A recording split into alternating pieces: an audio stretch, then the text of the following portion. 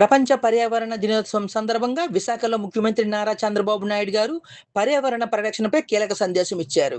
ఆంధ్ర విశ్వవిద్యాలయం క్యాంపస్ను net zero క్యాంపస్గా, biodiversity పార్కుగా అభివృద్ధి చేయాలని సూచించారు. ఖాళీ ప్రదేశాల్లో విస్తృతంగా మొక్కలు నాటడంతో పాటు భవనాలపై సోలార్ ప్యానెళ్లు ఏర్పాటు చేసి అవసరమైన విద్యుత్తును సౌరశక్తి ద్వారానే సమకూర్చుకోవాలని తెలిపారు. సాలిడ్ వేస్ట్ వాటర్ మేనేజ్మెంట్తో పాటు వేస్ట్ టు ఎనర్జీ, బయోగ్యాస్ ఉత్పత్తిపై దృష్టి పెట్టాలని సూచించారు. నెట్ జీరో విధానం అమలుకు ప్రత్యేక ప్రొఫెసర్ల బృందాన్ని ఏర్పాటు చేయాలని ఆదేశించారు.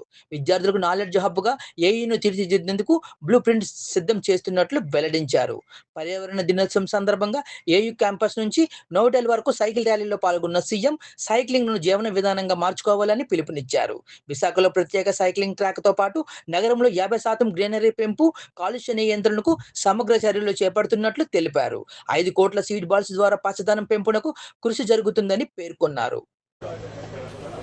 ఒక యాక్షన్ ప్లాన్ తయారు చేయమన్నాను. ఇందులో క్యాంపస్ ఒక ఆదర్శంగా తయారు చేయాలి, నెట్ జీరో కాన్సెప్ట్ తీసుకోవాలి, 100 సంవత్సరాల చరిత్ర కలిగిన యూనివర్సిటీ, ఒక హిస్టారికల్ యూనివర్సిటీ, నాలెడ్జ్ ఉండే యూనివర్సిటీ, ఎంతోమందిని బ్రహ్మాండమైన నాయకుల్ని తయారు చేశారు, రాజకీయ నాయకుల్ని, ఆంటర్ప్రెన్యూర్స్ని, అండర్స్ అకాడమిక్గా లీడర్స్ తయారు చేశారు. అలాంటి యూనివర్సిటీలో ఈరోజు నేను నెట్ జీరో కాన్సెప్ట్ని ఇంట్రడ్యూస్ చేసి, మీరు అన్నారు ఎండలు విపరీతంగా పెరిగిపోయినాయని, ఎన్విరాన్మెంట్ మొత్తం ఇంబ్యాలెన్స్ అయిపోయింది. ఎండలు ఎక్కువ ఉన్నాయి, లేకపోతే ఇమ్మీడియట్ థండర్ బోల్ట్స్. ఇది వాతావరణం యొక్క మార్పుల వల్ల ఇవన్నీ జరుగుతున్నాయి. దీనిపైన అందరం శ్రద్ధ పెట్టాల్సిన అవసరం ఉంది. ఇక్కడ నెట్ జీరోలో మొట్టమొదటి సోలార్ చూశాను. కరెంటు మనమే ఉత్పత్తి చేసుకోవాలి, చాలా అవకాశాలు ఉన్నాయి. ఇప్పుడు వీళ్ళు చేసింది చాలా, ఒక 1,16,235 KWH చేశారు. 5,18,000 రూపాయలు వీళ్ళు కొంత సేవింగ్ అవుతుంది. 100% ఇక్కడుండే ల్యాండ్ 450 ఎకరాలు ల్యాండ్ ఉంది. ఇందులో బిల్డింగ్ల పైన ఎక్కడెక్కడ పెట్టగలుగుతారో పెట్టి, చెట్లు పెట్టే ప్లేస్లో కాకుండా 100% యూనివర్సిటీకి కావాల్సిన కరెంటు వీళ్ళే ఉత్పత్తి చేసుకోవాలి. అవసరమైతే వీళ్ళు బయట ఇవ్వాలి, ఆ పరిస్థితి రావాలి. That is one principle. రెండో, చెట్లు మొత్తం క్యాంపస్ ఈరోజు తిరుమలలో మీరు చూస్తే 89.5% గ్రీనరీ ఉంది.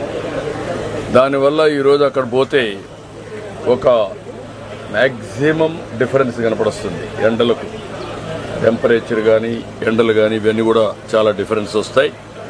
ఇక్కడ 100% దాజీ అని హైదరాబాద్లో బ్రహ్మాండంగా చేశారు, వారిని కూడా పెట్టుకున్నాం. ఇక్కడ బయోడైవర్సిటీ పార్క్ కింద యూనివర్సిటీ తయారు కావాలి. ప్రపంచంలో ఉండే చెట్లన్నీ తీసుకొచ్చి అవన్నీ పెట్టి పిల్లలకి ఇది ఒక ఎక్స్పీరియన్స్ సెంటర్ కావాలి. అది కూడా ఒక డైరెక్షన్ ఇచ్చాం. మూడోది solid waste management, circular economy. హాస్టల్లో ఉత్పత్తి చేసే వేస్ట్ కానీ, కాలేజీలో ఉత్పత్తి చేసే వచ్చే వేస్ట్ కానీ, ఇవన్నీ కూడా 3 రకాలుగా కన్వర్ట్ చేయాలి. ఒకటి, ఫుడ్ లాంటి వేస్ట్ వెట్టంతా ఉంటే దాన్ని ఆటోమేటిక్గా కాంపోస్ట్గా తయారు చేసి చెట్లకు వాడుకోవాలి. చెట్లలో వచ్చే ఆకులు కూడా కాంపోస్ట్గా తయారు చేయాలి. 2, దాంట్లో వచ్చే వేస్ట్ అంతా కూడా ఒకవేళ అవసరమైతే బయోగ్యాస్ కూడా తయారు చేసుకోగలిగితే అది కూడా తయారు చేసుకుని కుకింగ్కి వాడుకుంటాం. మూడోది, ఏదైతే రీసైక్లింగ్ మనకు పంపించేదంతా మేము ఎట్లా స్వచ్ఛ పదం కూడా పెట్టాం, దానికి ఇచ్చి రీసైక్లింగ్ పంపించాలి. మూడోది, దేనికి పనికిరాని చెత్త ఇక్కడే ఎనర్జీ ప్లాంట్ పెట్టాం, వేస్ట్ ఎనర్జీ అక్కడే పంపించాలి. ఈ 3 కూడా పాలసీస్ వాళ్ళకి ఇచ్చాను. వేస్ట్ వాటర్ మేనేజ్మెంట్, STPలు పెట్టాలి. నెట్ జీరో, ఎక్కడ కూడా ఒక్క డ్రాప్ ఆఫ్ వాటర్ ఇక్కడి నుంచి బయట పోవడానికి వీలు లేదు. అది కూడా ట్రీట్ చేసిన తర్వాత తాగే పరిస్థితి రావాలి. కనీసం తాగడానికి స్టిగ్మా ఉంటే కనీసం దాన్ని చెట్లకు వాడుకుని చెట్లకు పెట్టే పరిస్థితి రావాలి. అది కూడా క్లియర్గా చెప్పాం. ఫైనల్గా దీన్ని పిఎన్జి తీసుకురావాలి. పిఎన్జి వచ్చి గ్యాస్ పైపులో వచ్చే గ్యాస్ ద్వారా వంటలు చేయాలి. అవన్నిటి కూడా పెట్టాలి. ఎలక్ట్రికల్ స్టవ్స్ పెట్టుకోవాలి. ఏదో ఎలక్ట్రికల్ స్టవ్ కానప్పుడు పిఎన్జి గ్యాస్ ద్వారా వచ్చే పైపు ద్వారా వచ్చే గ్యాస్ ఇవన్నీ చేసి నేను ప్రొఫెసర్ గారిని కోరా, వైస్ ఛాన్సలర్ గారిని, కమిటీ ఆఫ్ ప్రొఫెసర్స్ ఎవరైతే ఎక్స్పర్ట్స్ ఉన్నారో, నాలెడ్జ్ ఉంటుందో ఆ డిపార్ట్మెంట్ బట్టి వాళ్ళని పెట్టి మొత్తం దీనంతా కూడా ఇన్ హౌస్ నాలెడ్జ్ని అవుట్ సోర్సింగ్ ఏజెన్సీస్ని పెట్టుకుంటాం ఎడ్యుకేషన్ కోసం. వాళ్ళని పెట్టి వీళ్ళు చేపిస్తారు. ఈ రెండు చేసిన తర్వాత యూనివర్సిటీ అనేది ఒక ఎక్స్పీరియన్స్ సెంటర్గా ఉండాలి. పిల్లలు ఇక్కడ బయోడైవర్సిటీ పార్క్ పెట్టాం. ఇక్కడికి వస్తే ఒక స్ట్రెస్ బరస్టర్ కింద ఉండాలి, ఒక అనుభవం కింద ఉండాలి. వాళ్ళు they have to love to study here. అలాంటి వాతావరణం క్రియేట్ చేయాల్సిన అవసరం ఉంది. స్టూడెంట్స్కి ఇది ఒక నాలెడ్జ్ అక్విజిషన్ హబ్గా కావాలి. నేర్చుకునే పరిస్థితి రావాలి. ఎక్కడ పోయినా జీవితంలో ఇది ఒక మార్పు తీసుకురావాలి. మూడవది, ఇది యూనివర్సిటీ ఒక మోడల్ యూనివర్సిటీ కావాలి. 4, ఏదైతే university all colleges, affiliated colleges అన్నిటికీ వీళ్ళు గైడ్ చేయాలి. ఇమ్మీడియట్గా they have to take it up. They have to guide all universities and they have to get it done. దానికి ఏమేమి కావాలో వర్కౌట్ చేసుకుంటారు. ఇంకొక పక్కన top 3 universities in the world నాలెడ్జ్లో లేకపోతే టాప్ 10 or 20లో పెట్టుకొని ఆ స్థాయికి యూనివర్సిటీ చేరాలి. Premises one of the best premises. Location nobody will get this type of location happening. Visakhapatnam is next level now. ఇవన్నీ వచ్చినప్పుడు యూనివర్సిటీ కూడా ఆ స్టేజ్కి వెళ్లాల్సిన అవసరం ఉంది. ఒక బ్లూ ప్రింట్ తయారు చేస్తారు. అవసరమైతే ప్రతి ఒక్క స్టూడెంట్ కూడా యాక్షన్ ప్లాన్లో భాగస్వాములు కావాలి.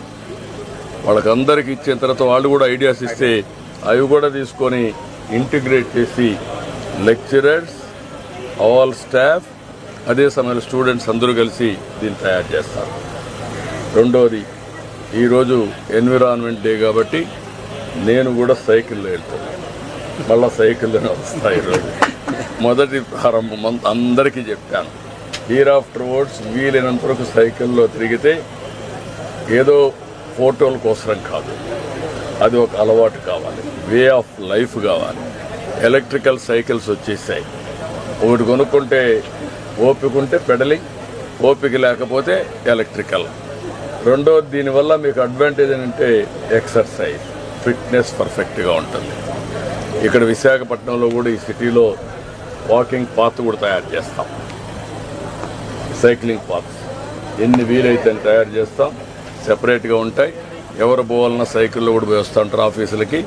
అలాంటి ఎన్విరాన్మెంట్ని క్రియేట్ చేస్తాం. గ్రీనరీ కూడా 50% పెంచుతాం. ఈరోజు పవన్ కళ్యాణ్ గారు, డిప్యూటీ సీఎం గారు ఆధ్వర్యంలో 5 కోట్ల సీడ్ బాల్స్ కూడా తయారు చేస్తున్నాం. దాన్ని కూడా ఒక ఉద్యమంగా తీసుకుంటాం. ఇప్పుడు 31.5% గ్రీన్ కవర్ ఉంది రాష్ట్రంలో.